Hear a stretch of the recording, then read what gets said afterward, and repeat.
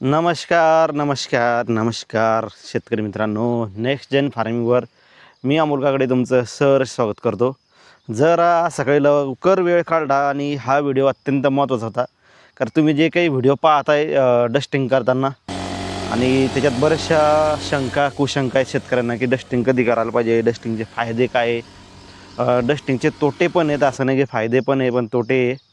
तर आता पहिले आपण सुरुवात यापासून करू की डस्टिंग म्हणजे काय. डस्टिंग म्हणजे एक सोपी गोष्ट की तुमचे जे काही बुरशीनाशक आहे पावडर फॉर्ममधले ते स्प्रे पंपाचा वापर न करता डिरेक्टली झाडावर पसरवणे हवेच्या माध्यमातून किंवा कधी कधी जुन्या पद्धतीनं हातानं डस्टिंग करायचे, शेतामध्ये कॉपर डस्ट वापरायची.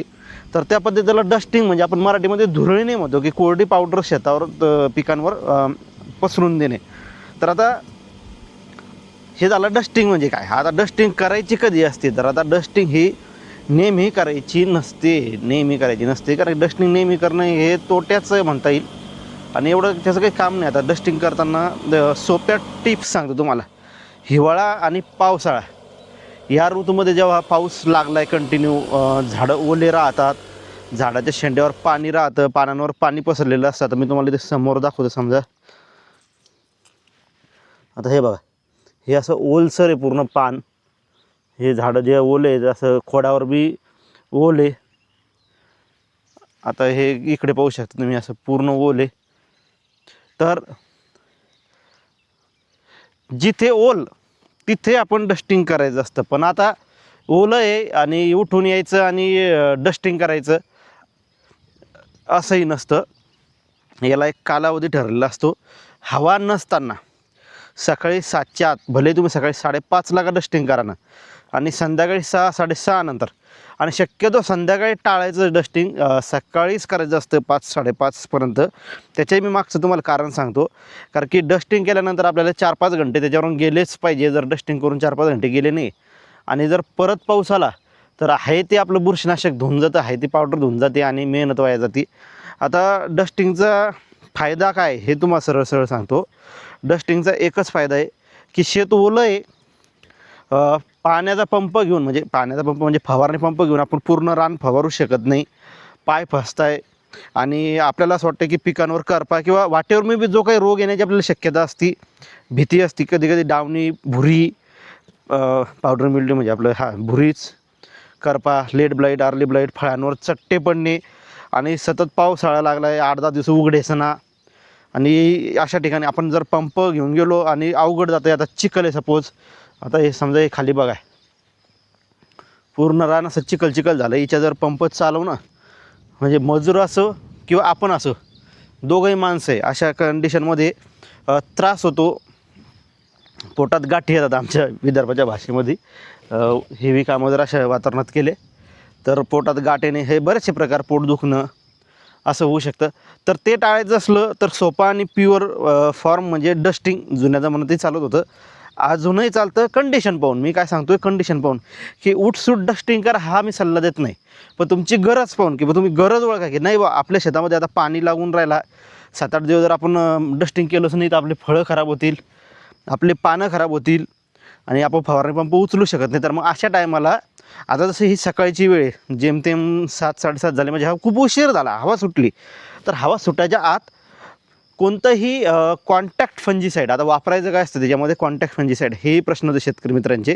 आता कॉन्टॅक्ट म्हणजे स्पर्शजन्य आणि एक असतं अंतरप्रावी, ते काही तुम्हाला सांगायचं काम नाही. तर आता उदाहरणार्थ समजा मॅन्कोझेप, कार्बेंडेझिम, साप, एलिएट, रोको, त्याच्यानंतर कॅप्टन, 80% सल्फर डस्ट, हे जे काही बुरशीनाशक आहे तुमच्या पिकांची अवस्था पाहून, तुमच्या पिकांवर येणाऱ्या रोगाची सिच्युएशन पाहून किंवा होणारा संभाव्य रोग टाळण्यासाठी बी डस्टिंग केली जाते. तर अशा प्रकारच्या ह्या ज्या कोरड्या पावडरी असतात ह्या डस्टिंग स्वरूपात शेतामध्ये फवारल्याने डस्ट केल्या जातात. आणि आता डस्टिंग केल्यानंतर त्याचा एक कोट बसतो दोन्ही साईडला पानांच्या खालूनवरून. पान जेव्हा ओलं असतं तर ही डस्ट ही खूप फाईन असते, एकदम बारीक कणं असतात.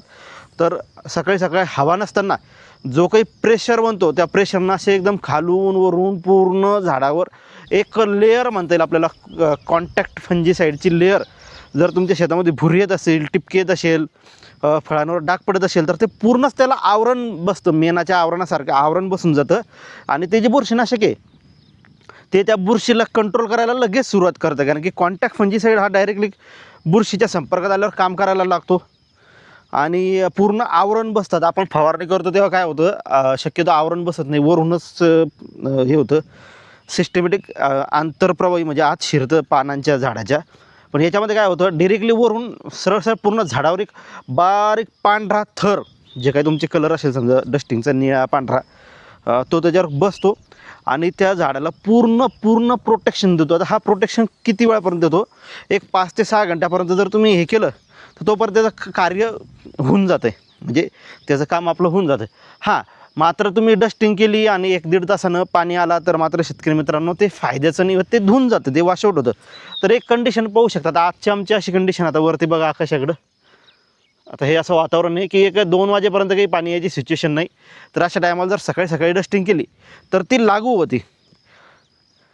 तर सकाळी कॉन्टॅक्ट फंजीसाईड किंवा सिस्टमॅटिक फंजीसाईड, आता जसं जसं कॉमन डस्टिंग आम्ही वापरतो कोणती, कार्बेंडाझेप प्लस मेन्कोझेप, म्हणजे ऑलराऊंडर हे, त्याच्यानंतर सगळं काही प्रोटेक्शन देतं. कधी कधी आम्ही रोको वापरतो आणि खूपच एक्स्ट्रीम सिच्युएशन असली तर एलिएट वगैरे वापरलं जातं.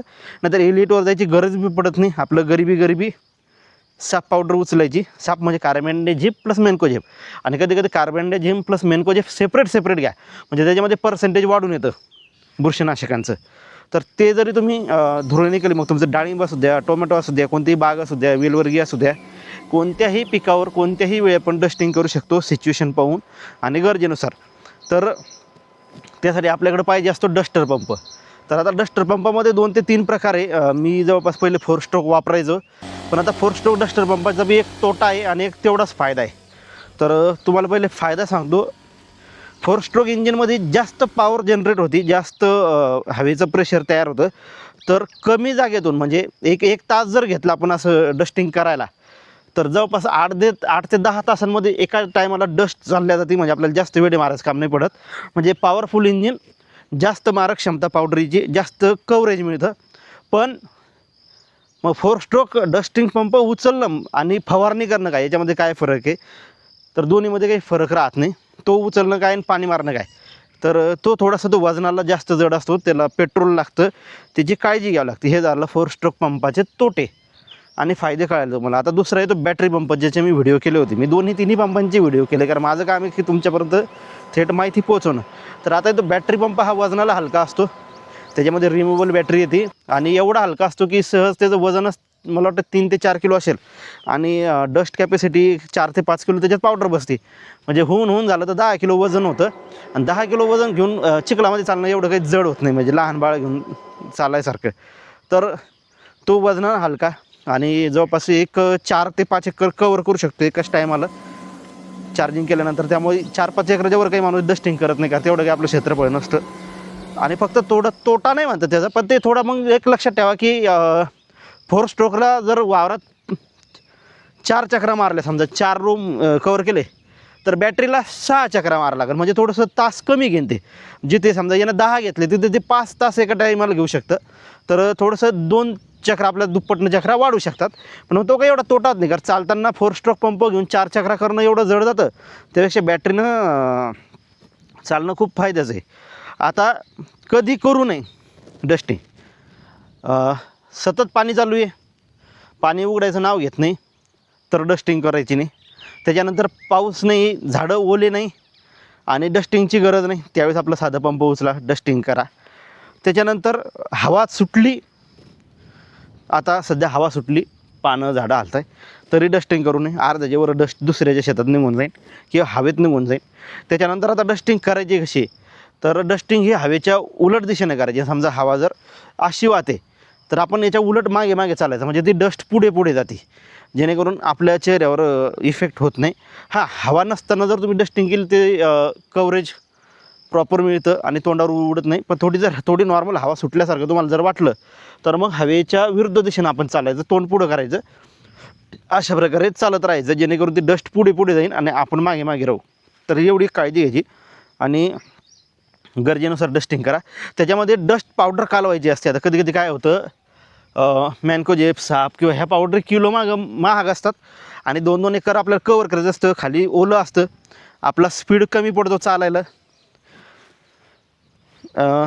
पाय फसतात. अशा वेळेस काय होतं, जेव्हा आपला स्पीड असतो चालायचा तो कमी जास्त होतो. तर त्यामध्ये त्याला एक डस्ट पावडर येते, कोरडी डस्ट पावडर येते, म्हणजे जशी टॉल्कम पावडर म्हणतो आपण त्याला. तर ती टॉल्कम पावडर त्याच्यामध्ये मिक्स करायची असते. समजा तुम्ही 2 किलो बुरशीनाशक घेतलं तर 3 किलो त्याच्यात जर टॉल्क पावडर मिक्स केली तर ते मिश्रण 5 किलोचं बनतं. आणि 5 किलोचं मिश्रण आपल्याला आहे तेवढ्या क्षेत्रालाच डस्ट करायचं असतं. पण एक चांगला वाईड कव्हरेज, थोडं तुमचं चालणं जरी कमी जास्त झालं तरी ते लवकर संपत नाही. आणि 2 वेळ एक्स्ट्रा जरी मारले तरी आपलं नुकसान होत नाही. आता कधी कधी नवीन होतं, आम्ही टॉल्कम पावडर नव्हती तर थोडा वेळ लागायचा आणि लवकर संपून जायची. तर हे अशा प्रकारे डस्टिंग असतं, पिकांची काळजी घेतली जाते. आम्हाला तर बऱ्यापैकी छान रिझल्ट येतो पावसाळ्यात, हिवाळ्यामध्ये आम्ही आवर्जून डस्टिंग करतो कंडिशन पाहून. आणि आपलं फवारणीचे पैसे बऱ्यापैकी वाचतात, कारण की साप पावडरी, मॅनकोजेब ह्या स्वस्त पावडरी, वेळेची बचत होती. मेन म्हणजे हेप्टिक होत नाही डोक्याला की आता पाऊस पडला मी फवारणी कधी करू, चटकन उठायचं, आंघोळीच्या अगोदर यायचं, डस्टिंग करायचं आणि मोकळं व्हायचं. हां, ते टाईम पाहून आंघोळीच्या अगोदर यायचं, डस्टिंग करायचं, रस्त्यानं जाऊन आंघोळ करायची पावसानं, मग नाही फायदा होत. आणि आपल्याला माहिती आहे सकाळी 12-1पर्यंत पाऊस उघडायचं सिच्युएशन एवढा तर शेतकरी अडाणीने की कळणार नाही, म्हणून आपल्याला एक्सपिरियन्स असतो. सकाळी जर ऑलरेडी बुंद चालू आहे तर ते वाढत जाऊ शकतं, आणि जर सकाळी जर कोरडं उघडलं तर पळत पळत जाऊन आपण डस्टिंग करायची. तर हा आपला असा संपूर्ण डस्टिंगचा व्हिडिओ टोटल तुम्हाला माहिती पाहिजे होती. तुमच्या शंका कुशंका दूर झाल्या असेल असं मी मानतो. आता हा किती वापरायचं प्रमाण, तर शक्यतो एकरी 1 किलो पावडर आपण साप किंवा मॅनकोजेब वापरू शकतो, म्हणजे दोन्ही एकत्र अर्धा किलो, किंवा जास्तीत जास्त तुम्ही मॅनकोजेब 1 किलो नाही, कार्बन डायझिम अर्धा किलो, 1.5 किलो एकरी वापरू शकता तुमच्या कंडिशननुसार, तुमच्या पिकांच्या गरजेनुसार. तर नाही तर कमी बी वापरू शकतो आपण. तर असं असतं, ते ठरवायचं आपल्या झाडावर किती रोग आहे किंवा आपलं किती प्रोटेक्शन द्यायचं आहे त्या हिशोबाने. जास्त काही वापरायची गरज नसते.